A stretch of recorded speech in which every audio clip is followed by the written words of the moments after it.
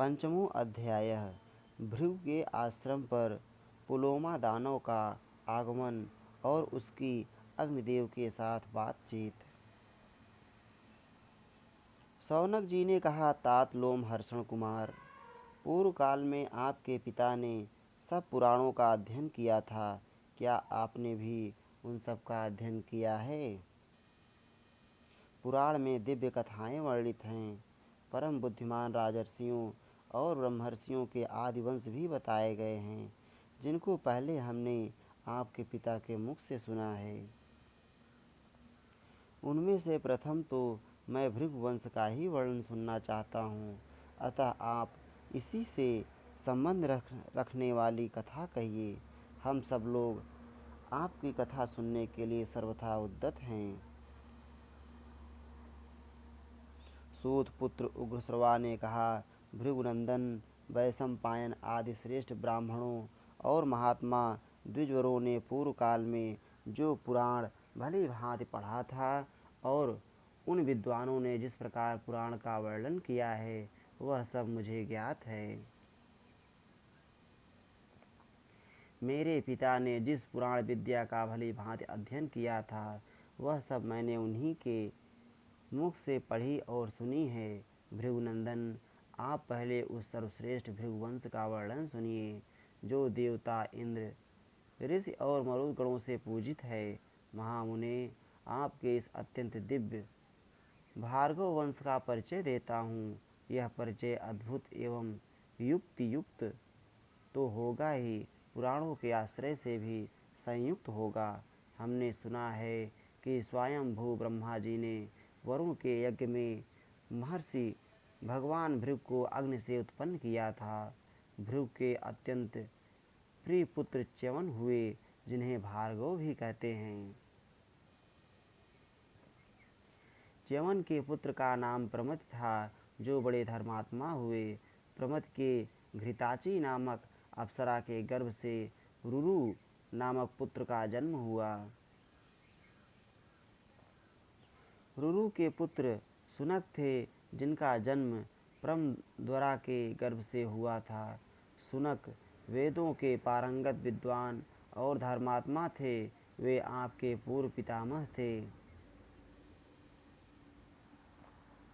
वे तपस्वी, यशस्वी, शास्त्रज्ञ तथा ब्रह्मवेत्ताओं में श्रेष्ठ थे। धर्मात्मा, सत्यवादी और मन इंद्रियों को वश में रखने वाले थे। उनका आहार विहार नियमित एवं परिमित था। शौनक जी बोले, सूत पुत्र, मैं पूछता हूँ कि महात्मा भार्गव का नाम च्यवन कैसे प्रसिद्ध हुआ, यह मुझे बताइए। उग्रश्रवा जी ने कहा, महामुने, भृगु की पत्नी का नाम पुलोमा था। वह अपने पति को बहुत ही प्यारी थी। उसके उदर में भृगु जी के वीर से उत्पन्न गर्भ पल रहा था। भृगुवंश शिरोमणे पुलोमा यशस्वी भृगु की अनुकूलशील स्वभाव वाली धर्मपत्नी थी। उसकी कुछ में उस गर्भ के प्रकट होने पर एक समय धर्मात्माओं में श्रेष्ठ भृगु जी स्नान करने के लिए आश्रम से बाहर निकले। उस समय एक राक्षस, जिसका नाम भी पुलोमा ही था, उनके आश्रम पर आया। आश्रम में प्रवेश करते ही उसकी दृष्टि महर्षि भृगु की पतिव्रता पत्नी पर पड़ी और वह कामदेव के वशीभूत हो अपनी सुधबुद्ध खो बैठा।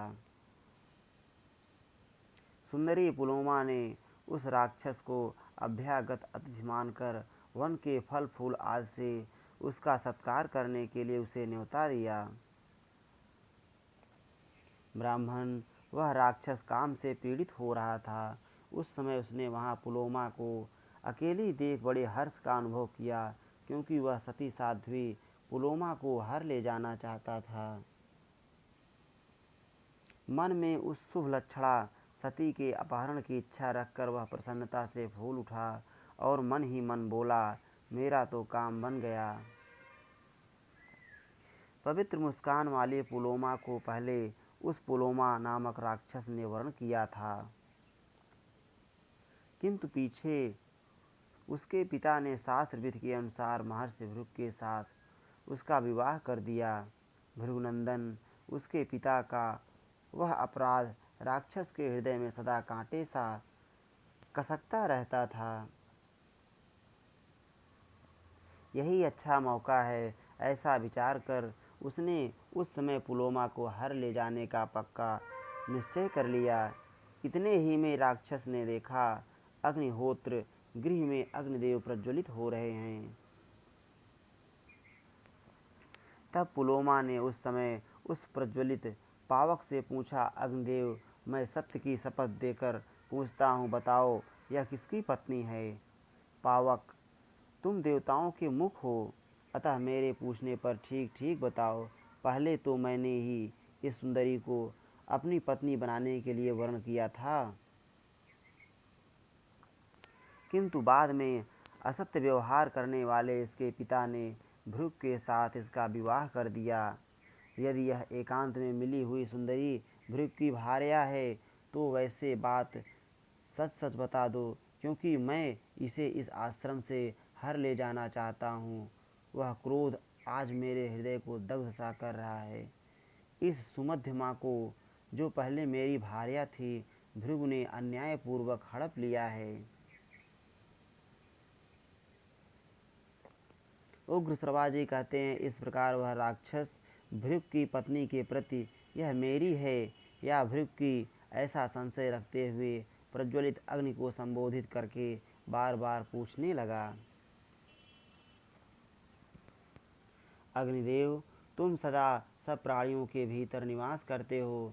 सर्वज्ञ अग्नि, तुम पुण्य और पाप के विषय में साक्षी की भांति स्थित रहते हो, अतः सच्ची बात बताओ।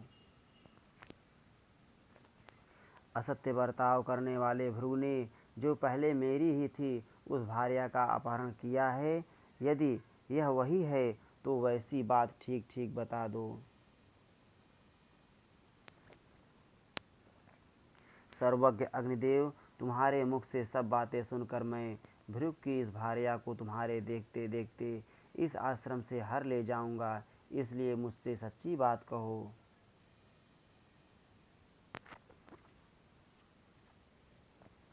उग्र श्रवाजी कहते हैं, राक्षस की यह बात सुनकर ज्वालामयी 7 जिह्वाओं वाले अग्निदेव बहुत दुखी हुए। एक ओर वे झूठ से डरते थे तो दूसरी ओर भृगु के शाप से, अतः धीरे से इस प्रकार बोले। अग्निदेव बोले, दानव नंदन, इसमें संदेह नहीं कि पहले तुम्ही ने इस पुलोमा का वर्ण किया था, किंतु विधिपूर्वक मंत्रोच्चारण करते हुए इसके साथ तुमने विवाह नहीं किया था। पिता ने तो यह यशस्विनी पुलोमा भृगु को ही दी है। तुम्हारे वर्ण करने पर भी इसके महायशस्वी पिता तुम्हारे हाथ में इसे इसलिए नहीं देते थे कि उनके मन में तुमसे श्रेष्ठ वर मिल जाने का लोभ था। दानव, तदनंतर महर्षि भृगु ने मुझे साक्षी बनाकर वेदोक्त क्रिया द्वारा विधिपूर्वक इसका पाणी ग्रहण किया था। यह वही है, ऐसा मैं जानता हूँ। इस विषय में मैं झूठ नहीं बोल सकता। दानव श्रेष्ठ, लोक में असत्य की कभी पूजा नहीं होती है। इस श्री महाभारते आदि पर्वणि पौलोम पर्वणि पुलोमाग्नि संवादे पंचमो अध्याय। इस प्रकार श्री महाभारत आदि पर्व के अंतर्गत पौलोम पर्व में पुलोमा अग्नि संवाद विषयक 5वां अध्याय पूरा हुआ। श्री राधा वल्लभ लाल की जय।